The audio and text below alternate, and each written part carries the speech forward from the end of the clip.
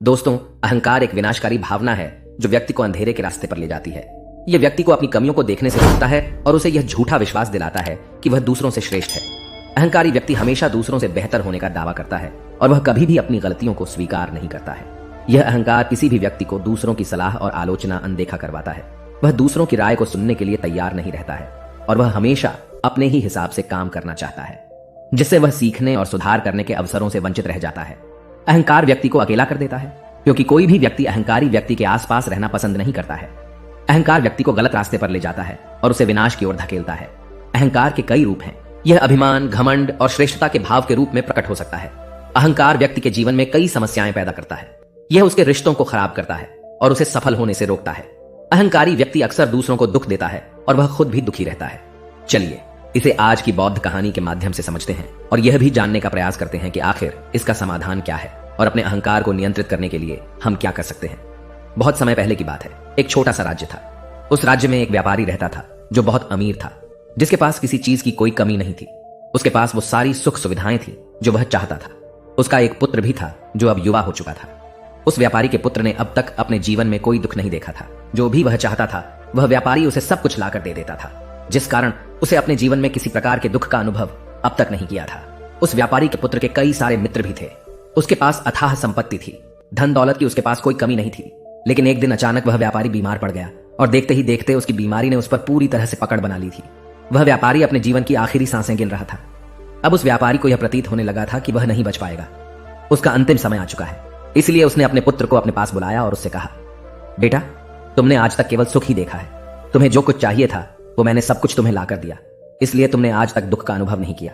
दुख क्या होता है ये तुम्हें पता तक नहीं, और इसी बात की चिंता मुझे खाई जा रही है कि जब तुम्हारे पर दुखों के बादल मंडराने लगे तो तुम सह नहीं पाओगे। इसलिए आज मैंने तुम्हें यहां पर बुलाया है। मैं बस आखिरी समय पर तुमसे यह कहना चाहता हूं कि तुम सावधान रहना। मेरी मृत्यु के बाद तुम्हारे अपने ही तुम्हारे दुखों का कारण बन जाएंगे। इतना कहकर वह व्यापारी मृत्यु को प्राप्त हो गया। उस व्यापारी का पुत्र अपने पिता की मृत्यु पर बहुत दुखी था, वह रो रहा था।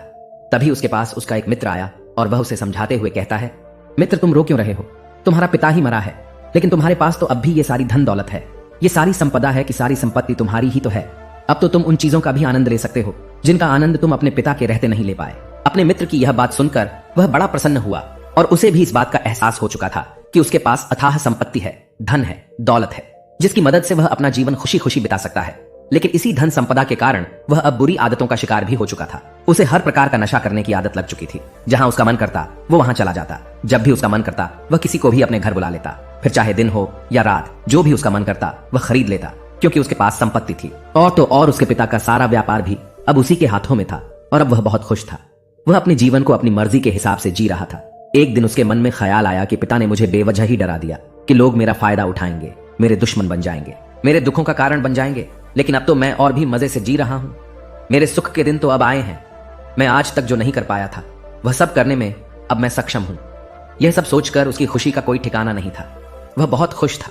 तभी एक दिन उस राज्य में एक बहुत बड़ा अस्पताल का निर्माण हो रहा था और इस अस्पताल के निर्माण के समय पर एक घोषणा करवाई गई कि जो भी इस अस्पताल के लिए सबसे अधिक दान देगा उसका नाम उस अस्पताल के एक पत्थर पर स्वर्ण अक्षरों में लिखा जाएगा। जब उसके मित्र ने यह बात सुनी तो वह दौड़ा दौड़ा उसके पास आया और उसे सारी बात बता दी। तब उस व्यापारी के पुत्र ने यह तय किया कि वह अस्पताल को सबसे बड़ा दान देगा और उसने ऐसा ही किया।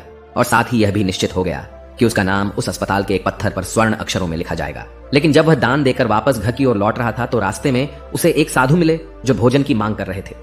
इस पर वह घमंडी व्यापारी का पुत्र कहता है, तुम जैसे लोग केवल 2 वक्त की रोटी के लिए हमेशा चिल्लाते रहते हो। पता नहीं तुम लोग कहां से आ जाते हो और भगवान तुम लोगों को पैदा ही क्यों करता है। तुम लोग गंदगी हो, तुम्हें जीने का कोई हक नहीं, केवल अपना पेट भरने के लिए। 2 वक्त की रोटी के लिए तुम किसी के सामने भी झुक जाते हो। यदि झुकना ही है तो उस ईश्वर के सामने झुको। शायद वह तुम्हारी गलतियों को माफ कर दे और तुम्हें एक अच्छा जीवन प्रदान करे। हो सकता है वह तुम्हें भोजन भी दे दे। वह लड़का उन साधु को खरी खोटी सुनाकर वहां से चला गया।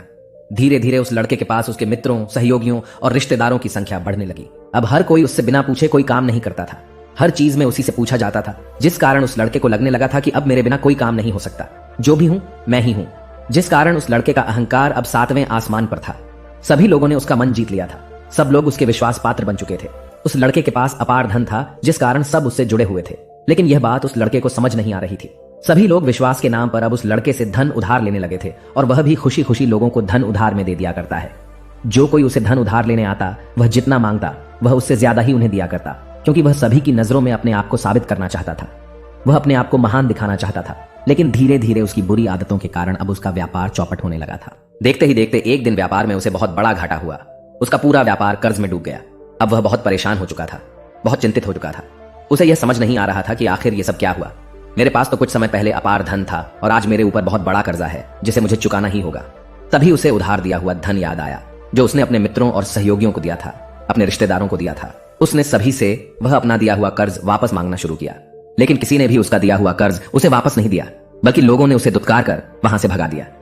वे एक एक करके सभी के पास गया, लेकिन किसी ने उसकी कोई मदद नहीं की। देखते ही देखते उसका सब कुछ बिक गया। अब उसके पास कुछ न था, वह सड़क पर आ चुका था। तभी वह यह सोचने लगा कि अपने सुख के दिनों में मैं यह नहीं जान पाया कि मैं अपने शत्रुओं से घिरा हुआ हूं। मेरे पिताजी सही कहते थे कि मेरे अपने ही मेरे दुखों का कारण बनेंगे। पिताजी आपका धन्यवाद, लेकिन मैं आपकी बातों को समझ नहीं पाया और आज देखिए क्या हो गया। वह सारा दिन यहां से वहां भटकता रहा और सोचता रहा कि अब आगे क्या होगा, वह कैसे खाएगा, कहां रहेगा और कैसे सोएगा। उसे अपने पिता की याद सता रही थी। वह उन्हें याद कर करके रो रहा था। उसकी आंखों से आंसू बह रहे थे, लेकिन अब बहुत देर हो चुकी थी और अब धीरे धीरे उसे भूख भी लग रही थी।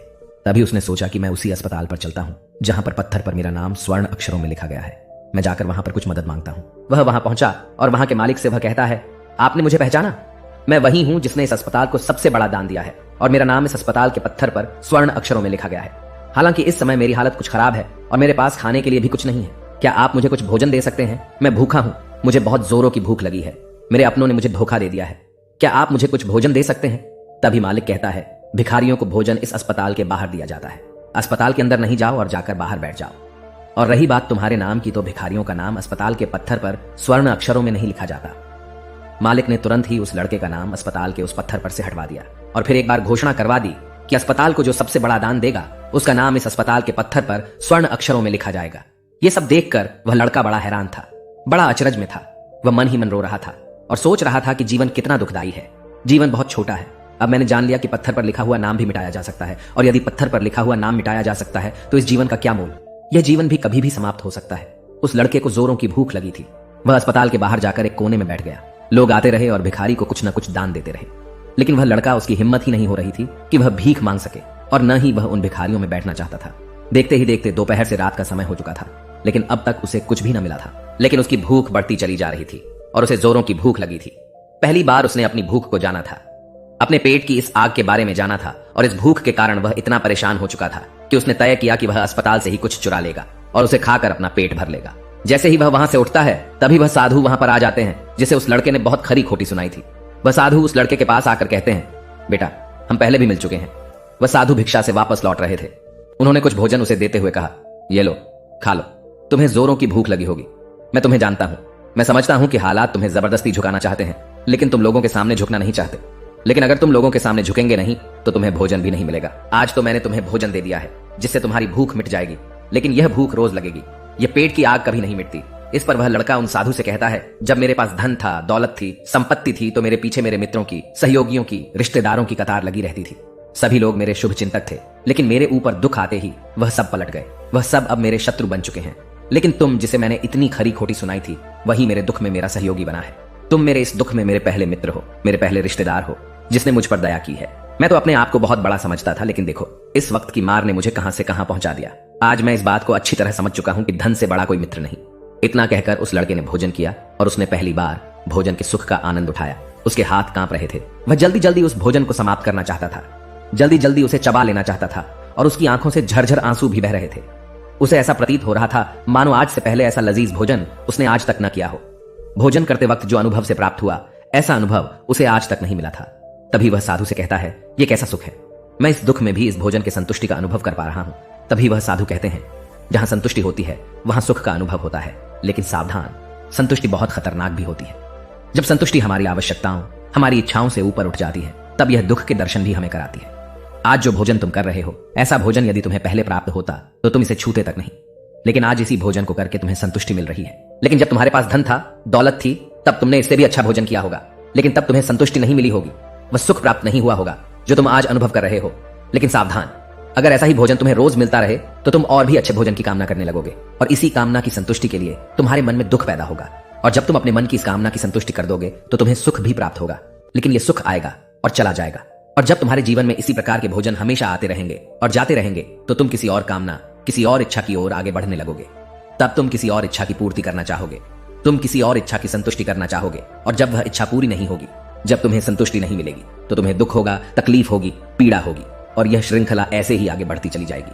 लेकिन जब तुम्हारे पास धन था, दौलत थी, तब तुमने इससे भी अच्छा भोजन किया होगा, लेकिन तब तुम्हें संतुष्टि नहीं मिली होगी, वह सुख प्राप्त नहीं हुआ होगा जो तुम आज अनुभव कर रहे हो। लेकिन सावधान, अगर ऐसा ही भोजन तुम्हें रोज मिलता रहे तो तुम और भी अच्छे भोजन की कामना करने लगोगे, और इसी कामना की संतुष्टि के लिए तुम्हारे मन में दुख पैदा होगा। और जब तुम अपने मन की इस कामना की संतुष्टि कर दोगे तो तुम्हें सुख भी प्राप्त होगा, लेकिन यह सुख आएगा और चला जाएगा। और जब तुम्हारे जीवन में इसी प्रकार के भोजन हमेशा आते रहेंगे और जाते रहेंगे तो तुम किसी और कामना, किसी और इच्छा की ओर आगे बढ़ने लगोगे।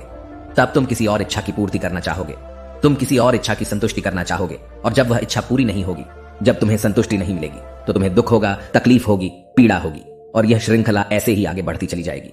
तुम हमेशा सुख के पीछे भागोगे, लेकिन दुख तुम्हारे पीछे यूं ही भागता रहेगा। तुम सुख को पकड़ना चाहोगे तो तुम्हें पकड़ना चाहेगा। इसी प्रकार यह प्रक्रिया यूं ही निरंतर चलती रहेगी। तभी साधु अपने थैले में से एक सोने की थैली निकालकर उस लड़के के हाथ पर रख देता है। तभी वो लड़का उस साधु से कहता है, हे महाराज, आपके पास इतना धन कहां से आया? आप तो एक वैरागी हैं। तभी वह साधु उस लड़की से कहता है कि धन तुम्हारा ही है। उस दिन जब तुम मुझे खरी खोटी सुनाकर अपने घर की ओर आगे बढ़ रहे थे, तभी तुम्हारी जेब से यह सोने के सिक्कों से भरा हुआ थैला नीचे गिर पड़ा, और मैंने इसे उठाकर अपने पास रख लिया, यह सोचकर कि जब तुम मुझे मिलोगी तब मैं इसे तुम्हें लौटा दूंगा। लेकिन उस दिन के बाद से आज तुम मुझे मिले हो, इसलिए मैं तुम्हें इसे लौटा रहा हूं। ले लो, यह तुम्हारा ही है। इस पर वह लड़का कहता है, हे महाराज, इसी धन के लिए तो मुझे मेरे मित्रों ने, मेरे सहयोगियों ने, यहां तक कि मेरे रिश्तेदारों ने भी मुझे धोखा दिया। लेकिन आप वो पहले शख्स हैं जो मुझे ये धन लौटा रहे हैं। और वहीं पर जो मैंने धन, जो कर्ज मैंने अपने मित्रों, अपने सहयोगी, अपने रिश्तेदारों को दिया था, अपने बुरे समय पर जब मैंने उनसे मांगा तो उन सभी ने वो धन देने से मुझे मना कर दिया। कईयों ने तो मुझे खरी खोटी सुनाकर अपने घर से धक्के मारकर निकलवा दिया। लेकिन आप महाराज वो पहले शख्स हैं जिन्होंने मेरे इस बुरे समय पर मेरा साथ दिया है, मेरा धन मुझे वापस लौटाया है। मैं आपकी सहायता के लिए आपका आभारी हूं। मैं इस धन से अपना व्यापार फिर से शुरू करूंगा और इस व्यापार को नई ऊंचाइयों तक ले जाऊंगा। तभी वह साधु उस लड़के से कहते हैं, हमें कोई दुख नहीं देता, बल्कि दुख के कारण तो हम स्वयं ही होते हैं। हम स्वयं ही खुद को धोखा देते हैं। सुख में हम भ्रमित रहते हैं, हमें यह पता नहीं चलता कि हम सही कर रहे हैं या गलत।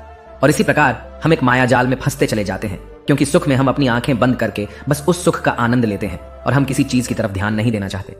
हम नहीं जाना चाहते कि जीवन मीठा है तो कड़वा भी है, सच है तो झूठा भी है। सुख में हम केवल अपने अहंकार को बढ़ावा देते हैं।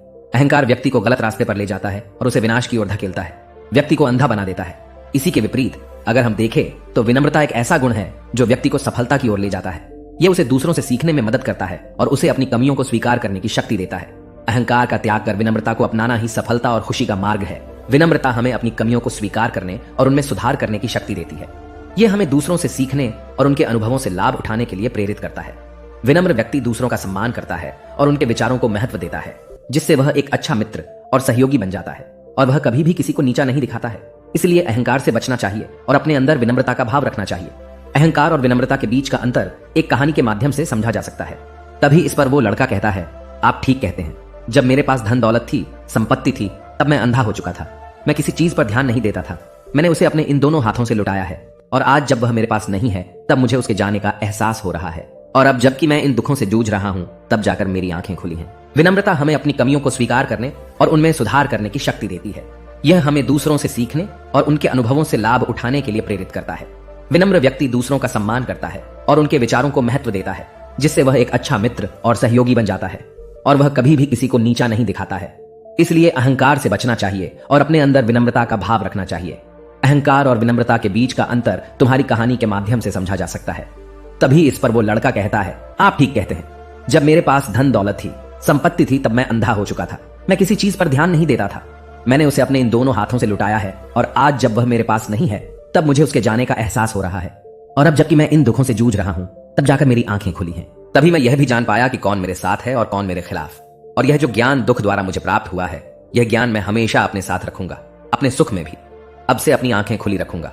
इस कहानी से हमें यह सबक मिलता है कि अहंकार हमें विनाश की ओर ले जाता है, जबकि विनम्रता हमें सफलता और खुशी की ओर ले जाती है। इसलिए हमें हमेशा विनम्र रहना चाहिए और दूसरों से सीखने के लिए तैयार रहना चाहिए। विनम्रता ही सफलता का मार्ग है। दोस्तों, उम्मीद है कि आपने आज की इस वीडियो से जरूर कुछ न कुछ सीखा होगा। तो इस वीडियो को लाइक और अपने दोस्तों के साथ शेयर करना ना भूलें, और हमें ऐसे ही सपोर्ट करने के लिए चैनल को सब्सक्राइब बटन को जरूर दबा दें। तो चलिए मिलते हैं ऐसी ही कोई नई कहानी में कोई नए मैसेज के साथ। तब तक के लिए अपना ख्याल रखें।